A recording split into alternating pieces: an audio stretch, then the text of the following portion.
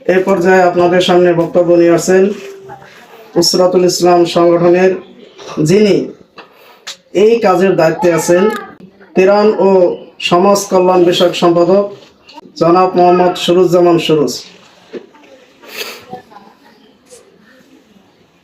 আসসালামু আলাইকুম।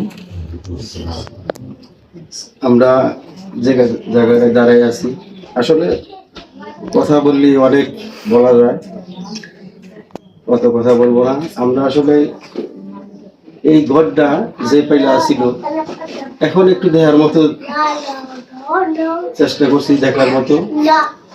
আরেকটু আমরা যদি একটু সবারই সহযোগিতাটা পাইতাম, তাহলে আরেকটু ভালো করে দিতে পারতাম।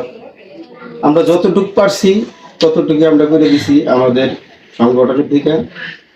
আপনারা যারা আমাদের ভিডিওগুলো দেখবেন, দেখে যদি আমাদের এরকম কাজগুলো যদি পছন্দ হয়, তাহলে আমাদের লগে একটু সহযোগিতা করেন, তাহলে আমরাও আরো ভালো ভালো কাজ করতে পারবো ইনশাল্লাহ।